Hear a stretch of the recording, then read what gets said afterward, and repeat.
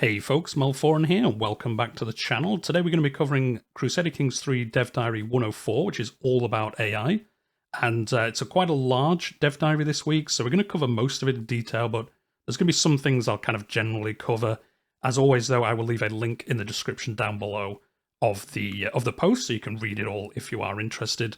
And yeah, we're just going to get into it. As always, though, if you do enjoy the video, if you hit that like button, it does help me more than you probably realize with getting other people to find my content. If you are new here and you enjoy it, I cover Crusader Kings, the dev diaries, I do narrative campaigns and all that good stuff. So if that's your kind of thing, you know what to do. Subscribe to the channel, but we're just going to get straight into it because, as I say, it's quite a long post today, but it's all full of fantastic stuff. So as they begin saying here, the trickiest thing about all grand strategy games is making a good AI. I think we can all agree with that. I think, as it says here, you want a challenge when you play. You don't always just want to be able to paint the map. I mean, some people do, but I want a bit of a challenge. I want to fail sometimes in playing the game.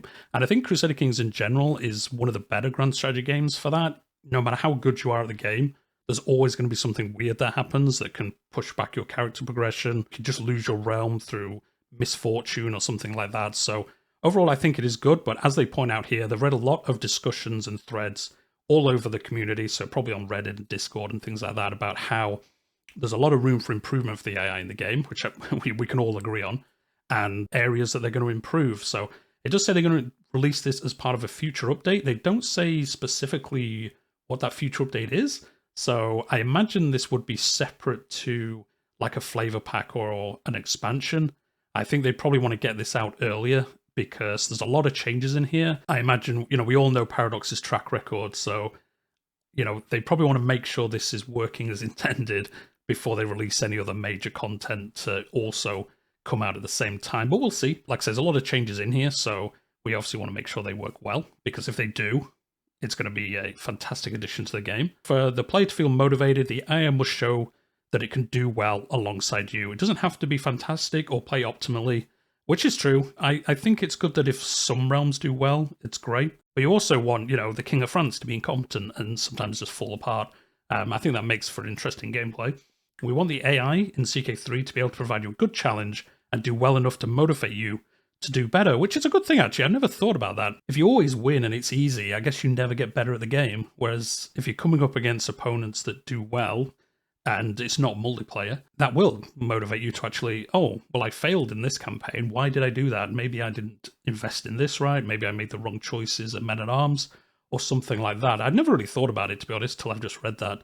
That's a good point. If the game is better, it will drive you to become better at the game yourself. If you always win, you're never going to improve because you're just like, oh, well, I'll just play the same way every time and I'll win. And as I say here, they want to do it without cheating, which is good. I dislike it when the difficulty of games, and I'm sure some of you will agree, is just down to, oh, we just added more stats to these characters, so they'll always do well. I used to play quite a lot of EU4, and I never liked I think it was called preferred nations or something.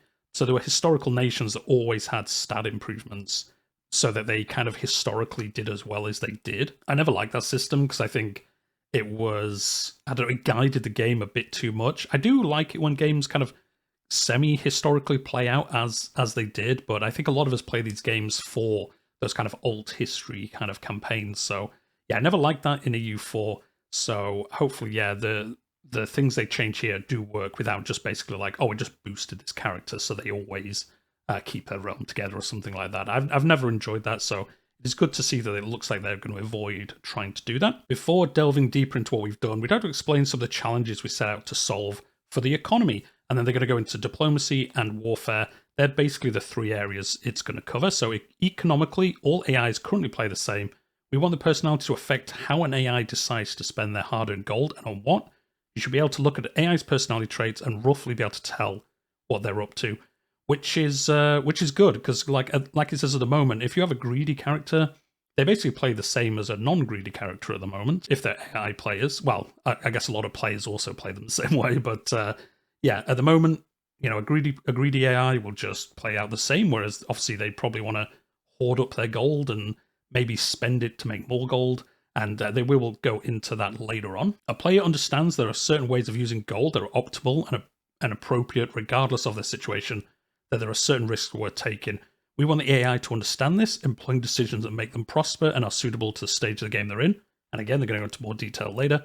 We want the AI to build more buildings, so the world becomes more and more developed over time. Right now, only players really realize the value of buildings during the long run, and the AI spends most of their gold on wars.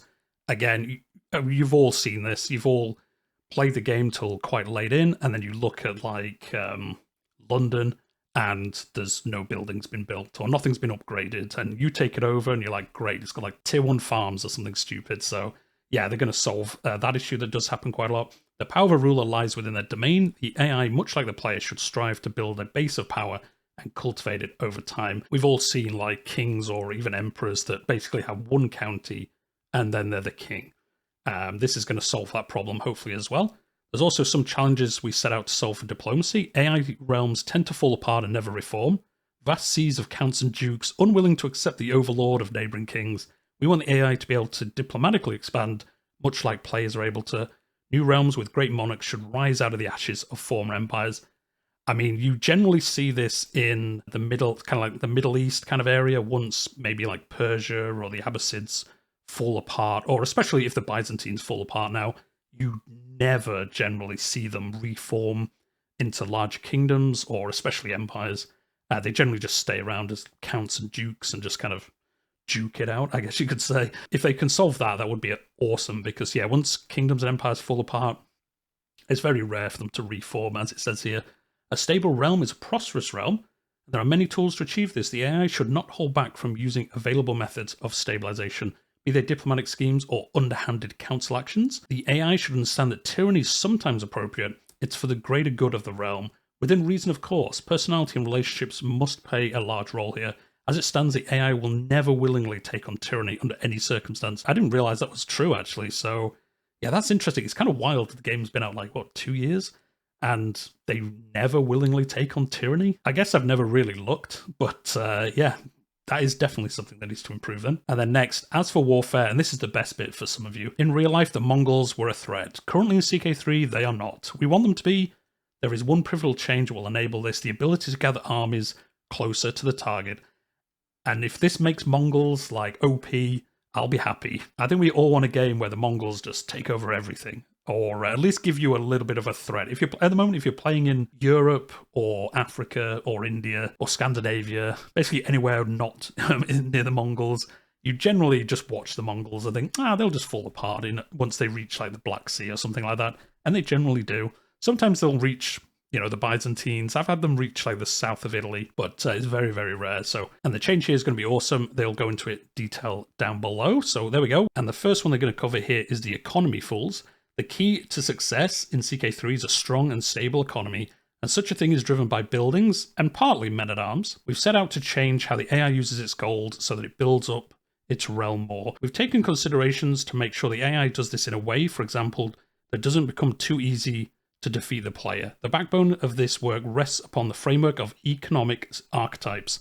So basically they're going to go into here like the couple of different archetypes that they're going to have now based on the traits that they have. We won't go into this fully in detail. Like I say, you can look in the post yourself, but basically they're going to have warlike economic archetypes, which basically they're always ready to declare war. They'll save up their money. They'll then use that to expand their realm. They're basically using their gold to build armies, and then that's how they're going to progress their realm. And as it says here, common traits are wrathful, impatient, sadistic, ambitious. So again, traits that kind of make sense. Like if I looked at an ambitious character, I'd be like, okay, they're probably going to save up their gold. They want to be ambitious with their realm. They're going to expand it as much as they can. And then that's how they're going to, carry on their realm in the game. So that's the first one. The second one is cautious. As it says here, not to be confused with cowardly. Cautious ones will basically be ready for another realm declares war on them, but they're not going to be declaring offensive wars unless they, see an opportunity to do so. They'll also save up a minimum amount of gold and then use the rest to spend on buildings, men-at-arms, kind of investing in their realm rather than having a massive army constantly built up, ready to do wars. It's just going to have that kind of safety net, but then spend everything else on other things in the realm. As they say, these are going to be patient, calm, craven, paranoid, content, traded characters are generally going to work this way. They're going to be doing less wars, but kind of building up their realm from within. So builders is the next one. Again, builders, they're going to basically spend all their gold on investing in buildings, building new holdings, upgrading those holdings. They're going to only save up a war chest if they're under direct threat. So if they have a faction starting to spawn, or I wonder if they're like bordered on like an empire, they'll think, well, best save up some money because they're probably going to attack us. But yeah, it'd be interesting to see. This is the one I'm probably interested in the most, because will they just invest all their money in buildings and then you can just easily take them over? Or I guess because they've invested in buildings, they'll have more money in general, so they'll then be able to, well, more money and also more buffs for their armies, which is one thing actually that wasn't covered, above, because if the AI invests more into buildings, they're going to have those stat increases that buildings bring, which in turn will make their military better, which will be harder to defeat. So, it's kind of like a little bit of a cycle, I guess, of like upgrades, basically. It's not just the fact that they build buildings, it's that those buildings will then give them additional bonuses that will aid them in other areas. So the archetypes that just go to war will really have a disadvantage as the game progresses, which again is cool. I think that's how it should work. It will especially mix up, how the game plays out. If you have, again, like a French king and a bunch of them in a row are all just warlike, then yeah, they'll have armies, but they'll fall behind in development and all that other good stuff. So yeah, it should make for a little bit of variation in how things play out for sure. And this is obviously saying common traits include calm, patient, diligent, generous. Again, makes sense. Those traits are how they're going to act. A lot of this stuff is like, oh, I thought this is how the game worked anyway, but obviously it didn't. So it's going to be kind of easy to see. This is the one thing I like about the UI in Crusader Kings, and let me know what you think in the comments down below. But being able to just look at a character and see, oh, they're diligent, calm, patient. Oh, that means they're probably going to rule their realm in this way. So kind of at a glance, you have an idea. Maybe if you're starting out new and you've got a bunch of rulers around you, you can quickly look and think like, oh, okay, he is ambitious, he is warlike or whatever. You'll be able to think, well, I'll keep an eye on those guys. The ones to the south of me, they're generous. They're going to be building up their realm, so I can probably focus to the north a little bit more and then deal with those guys later. I think it'll give you a little bit more thinking about, who's around you and what they might do. And then the last one they've got here is unpredictable, which is great. Unpredictable archetype doesn't lean towards anything in particular and might decide upon any strategy.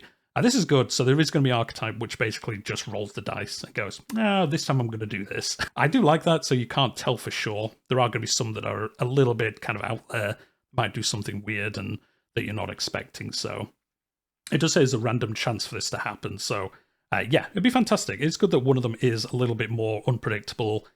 They might be warlike, they might invest in buildings. It'd be interesting to see, obviously, if you have a warlike character and then they die, and then their heir is, wants to build up their economy, and then they die, then the next one's warfare. It'd be kind of weird to it'd be interesting to watch, like how the realm progresses with constant changes in that way. So yeah, I guess if you just constantly focused in one kind of thing, you'd have a good advantage, I suppose. So yeah, again, it's cool to see these. Like I say, I kind of thought this is how the game worked anyway, so more fool me. But yeah, it'd be fantastic. If it does work this way, it's going to lead to some more interesting campaigns for all of us. And then what we've got next is economic stages. So this is basically how the characters are going to generally run their realms. The AI divides its economic game into 3 stages: capital development, domain development, and late development. The first 2 of these are early stages that should be done within roughly 100 years into the game.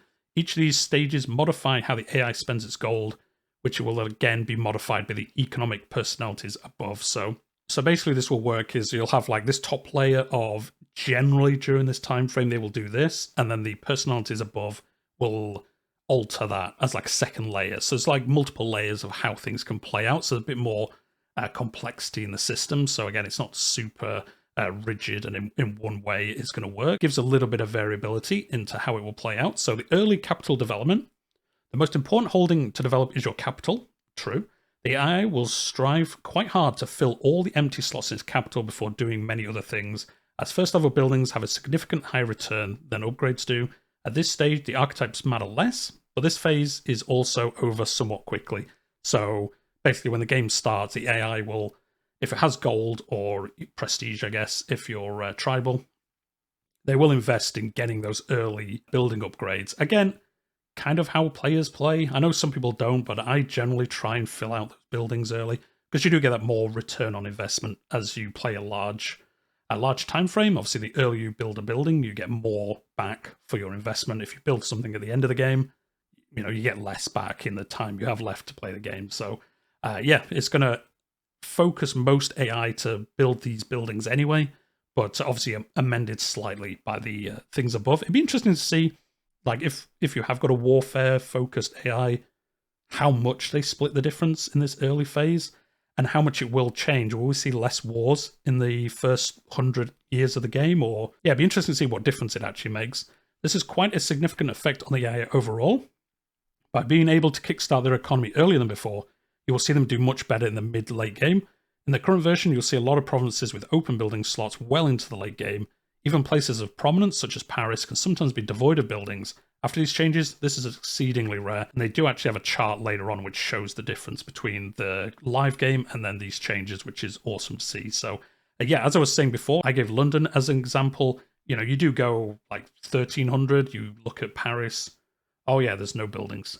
the AI's just spent all their gold on wars and not upgraded things. They're a lot weaker than I am, and they're easier to beat. So yeah, if this works out, it'd be fantastic. And then the next stage is early domain development. In the second stage, the AI wants to develop its secondary counties by constructing first-level buildings there too. Truth be told, many AIs elect to buy men-at-arms or keep developing their capital during this phase, as the choice of what to do construct is semi-random and weighted, but it's really just results in more powerful rulers overall.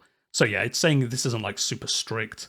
They're not always gonna, outside of their capital county, build lots of stuff. They will still buy men-at-arms or keep developing their capital, but it will now push some AI to develop the rest of that kind of initial duchy, which, I think as players we all do. We all gather that first duchy and then upgrade that, and then that's your base for everything else. At this stage, these archetypes are manifesting, with warlike AI saving war chests for shorter periods than in the later stage, cautious AIs saving up buffers, etc. When the first level buildings are present, the AI's entire domain, they move on to the later economic behavior. So yeah, these first two should be over pretty quickly. Yeah, as it's progressing through, the AI's personality becomes more and more modified, I guess, their behavior rather than early on. Later economic behavior, during this stage, the archetypes will manifest fully.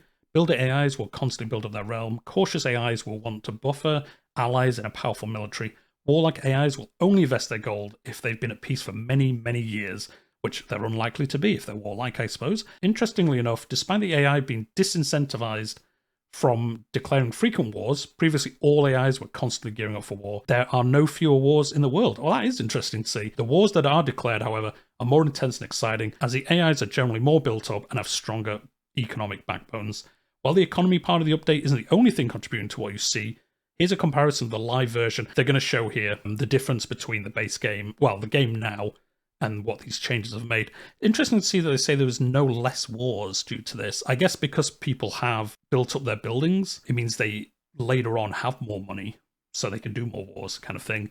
And although some of them are more peaceful, they're obviously going to get attacked by other people, so I guess it kind of a bit of a wash, like it kind of equals itself out a little bit. So yeah, we'll click on this. So it's going to show basically all the differences here. 200 years from 1066. So obviously the top line is the live build, and then the second line is basically what the difference this made to the game. So counties is obviously all the counties in the game, and then counties 4 free building slots. There was 33 in the live game, and then with these changes there's only 10. We're not going to read all these, but with one free slot, it went from 769 to 97. So that's a massive change. All slots filled. It went from 1,800 to 2,500, basically. So as you can see, it's made a huge difference to the amount of buildings being built. So yeah, that's made a huge difference. And then down here, we've got some more. I won't go through all these, but as you can see, accounts plus, this is basically anyone in the game that was account rank or higher. So here, domain size more than 5. In the base game, it's roughly 78 usually. In this, it was 190, so what, more than twice as good. So twice as many rulers had a domain that was 5 counties or larger, which is great. Obviously, it gives them more of an economic backbone and, more levies and all that good stuff. And then obviously it changes quite a lot here.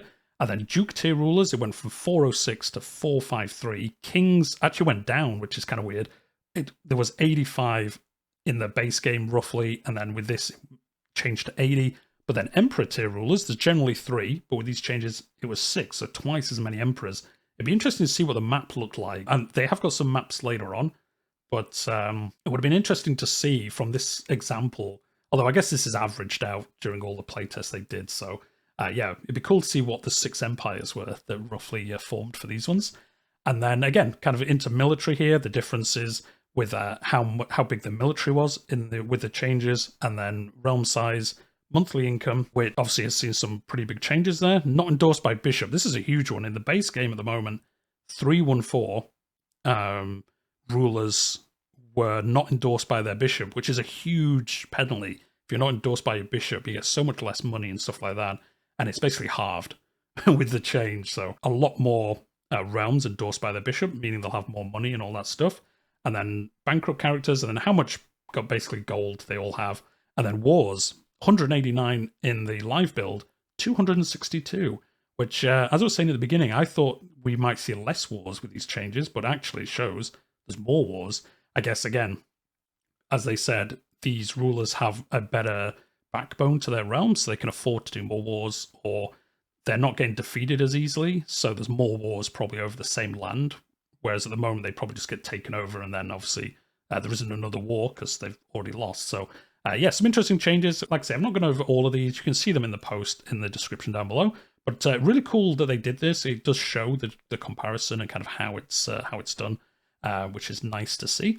And then the last one we've got here is, well, the second to last one we've got here is diplomatic matters. One of the AI's faults is that it underuses the tools given to it, choosing to use them only sporadically and without much direction. The AI acting out its personality is all well and good, but in many instances, personality didn't even matter at all. For example, when choosing to revoke a title. We've done many things that will add up to vastly improved experience. So again, they're just saying like the character had these traits and they just never really amended the gameplay.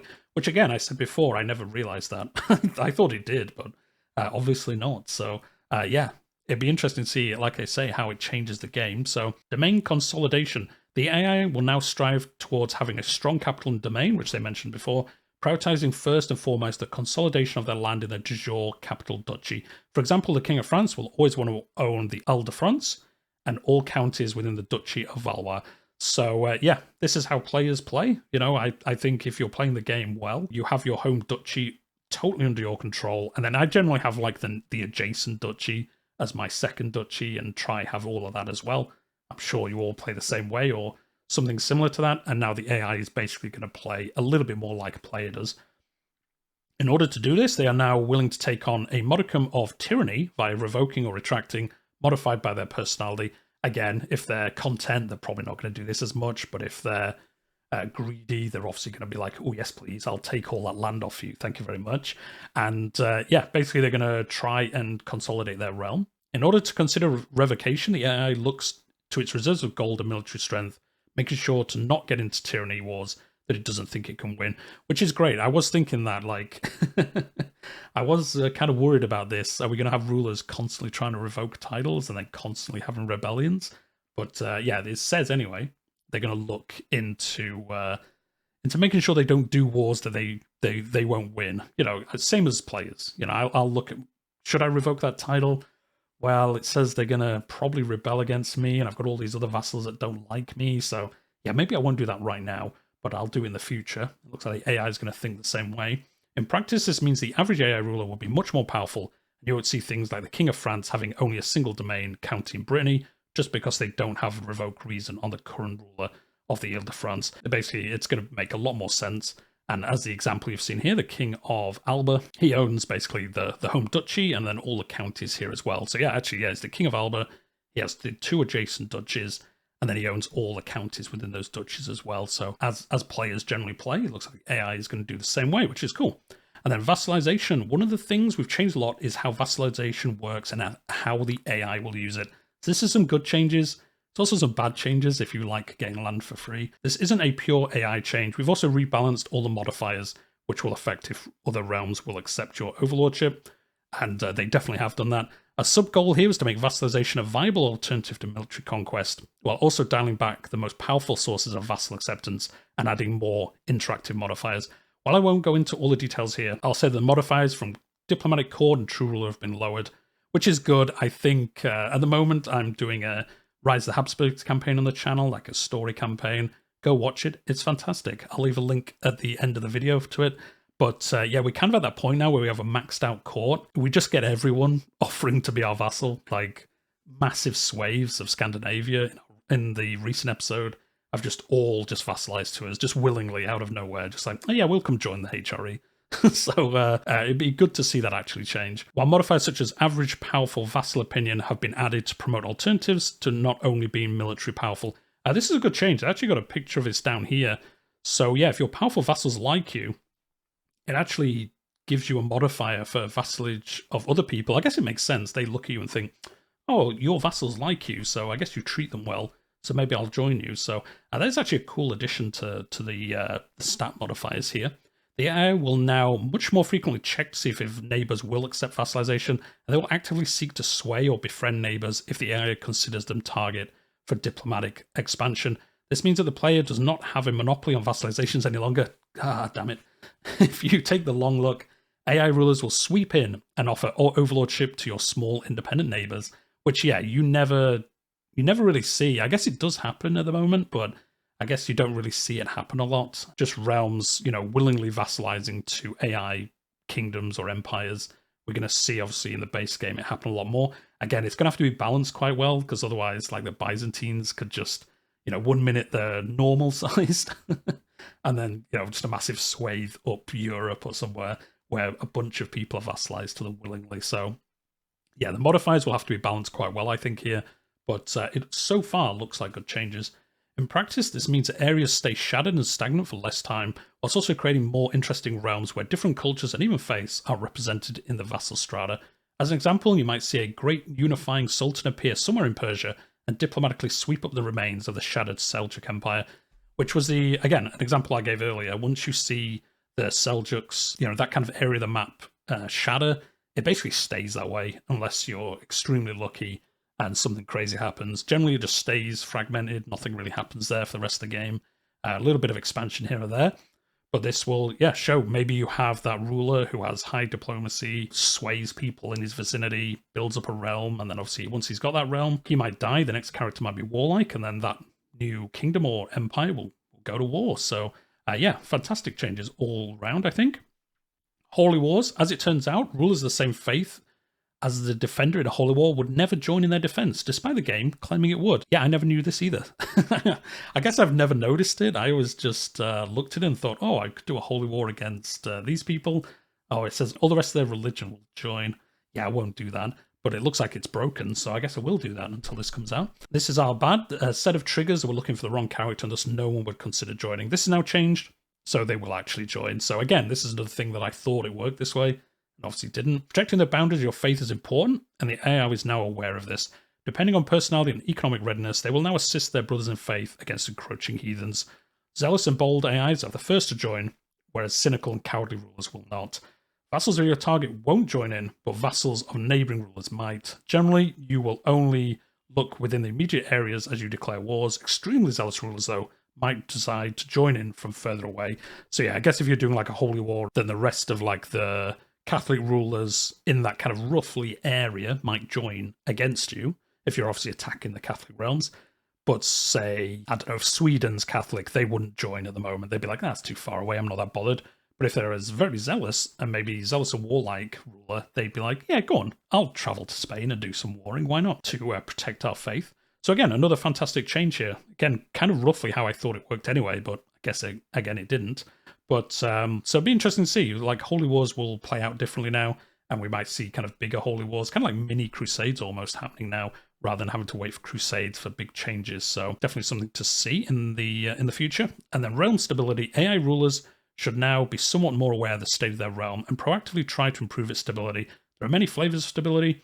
Some are more underhanded than others.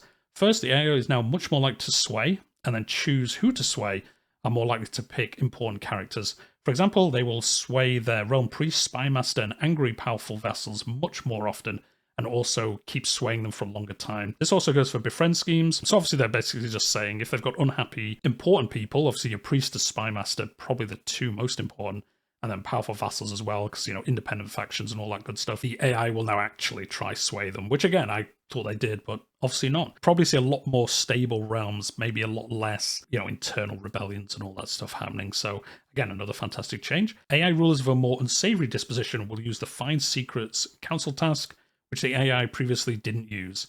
Okay, they'll tend to target their vassals or rivals if their chance of being found out isn't too great. They'll then blackmail and use those hooks to improve vassal contracts. I'm famously on the channel averse to using intrigue things, but even I've used this for getting those hooks so you can change things, and the AI is now going to do it as well, which again should show a massive change on how AI realms perform during the game. And then this is just showing the Kingdom of France and kind of what the contracts now are. So yeah, the Duke of Burgundy here has high feudal tax, high levies. I guess he managed to get some secrets on this guy and change his things. The Duke here has high feudal tax level, so again, probably use secrets to do this. And then feudal tax level extortionate, but low levies, so maybe they used secrets to do this as well, or maybe they kind of balanced it out a little bit with some other stuff as well, so some hooks to change things. So again, I think if you looked in the game now, if you go into your recent game and look at any other ruler, these are probably just set to normal, or maybe a little change here or there. But as you can see here, all three of them are different. And then this is how much of a change it's done in France in 1389. So again, some cool changes to see here. In general, we've taken a pass at how the AI will use certain council tasks. They'll avoid certain things completely, using bestow royal favor on vassals of vassals. Yeah, why would they do that? And more proactively switch to tasks that support them in the short term. Support schemes when using hostile schemes. Organize armies when their gold is running very low. Again, it'd be interesting to see how often they change. I don't want the AI to just be like constantly changing between different council tasks, but I'm sure they've balanced it so they kind of don't change it that often unless something crazy happens. Well, there's a whole lot more we've taught the AI to do. Most of it's small, but small things add up. They will send non-primary children to be educated by vassals that they want to appease, which is a cool change. Make their children learn the language of their subjects to prepare them for a smooth succession, which I never do. I probably should do that more often, I guess. Higher shells, they have more than one county with very low control. It really does add up. I never realized that. Again, probably something I should read the tooltips of. But yeah, I'll have to have a look at that court position. Because yeah, if it allows you to increase control in more than one county, yeah, I should do that more often as well, to be honest. I've never really looked at it. Probably should. So I will do now. All of these changes lead to the AI realms being more stable and better at recovering from bad wars and messy successions. Of course, there's still a lot of the hallmark CK3 chaos that we all know and love. It's just not all there is now. Which, yeah, we all like crazy alt history stuff, but yeah, it would be nice if the game was a little bit more stable with realms as we progress. Let's compare the two areas, one from the live version and one from the update. These are 200 years from game start, and there we go. Look, live, and I think we've all seen this in basically most of the games we play. Well, to be honest, recently England's kind of a bit more stable than it used to be, but yeah, this is roughly how this looks. And then this is the update. So you've got, France, basically as France. England is England. Scotland has a little bit of Ireland. But yeah, a lot more stable. But they do say here it's not always going to play out this way. You're not always going to see France stay stable. You might see Burgundy as the primary landowner. It won't always be like a unified France. And again, England might not be there. Might have Alba, Scotland owning more of their land. And, it will still sometimes just be fragmented. But you're going to see a lot more stability on some of the realms than we have done previously. And then Mongols. I'm not going to try to pronounce this. But yeah, this bit's all about Mongols. They're basically saying, no matter what changes we made to the Mongols in the past, there's always one fail point. When they grow large enough, it takes them too long to march their troops to their target, and thus lose too many troops to attrition and too much war score in the time it takes for their armies to move. So yeah, at the moment, obviously, because their capital is very in the east, every time they declare war and their armies aren't already raised, when they raise their armies, they only raise them in their capital and then walk them along. I don't know why they don't use the rally point system. I guess the AI doesn't do that. Yeah, so obviously once they get large enough to, be here in like Kimek or one of these other realms here, they've got to march all the way from here. And obviously attrition and the other guys obviously ticking up war score whilst they're waiting. So, we've all seen Mongol empires that kind of get roughly to here and then just fall apart because they have so many wars going on. They just can't deal with them all. So they're going to obviously change all of that. We've told the AI to raise their troops closer to their wars. They will seek to raise within a safe count within the realm that is close, but not bordering to the war goal. So yeah, they will raise them near the war goal, but obviously not right next to the opponent's realm, so they can quickly be defeated. They're going to be a little bit further back, build up their army, and then go to war. What this means is for the Mongols, they will no longer march all the way from eastern Mongolia after every conquest. This alone magnifies their potential for conquest tenfold. They will now fulfill their purpose, they shake up the world, reshape the lands they conquer, and more than ever, you must seriously consider if you wish to submit to the Great Khan. In addition to the new raising behavior, we've also improved the way the Mongols stick to their targets, make them less likely to gallop into the mountains of Tibet or immediately crash against the Byzantines, and we've changed how successor Khanates work. The Golden Horde, Ilkhanate, Chagatai, etc. were never long for this world after they spawned. There were many reasons for this. They're basically just saying they're going to stick around a little bit longer. They're not just going to immediately fall apart because the new rulers don't have any gold or de jure lands or anything like that. So, you've sometimes got the Golden Horde appear and then they'd immediately just fall apart to rebellions. So they're going to improve that. So they're going to stick around a little bit. Whilst it isn't overly common for the Mongols to exceed their historical conquests, here's an example of how far they can spread under somewhat ideal circumstances. Long live Khan. So if the initial Khan lives for a long time, they do get quite far, which we'll see in a second.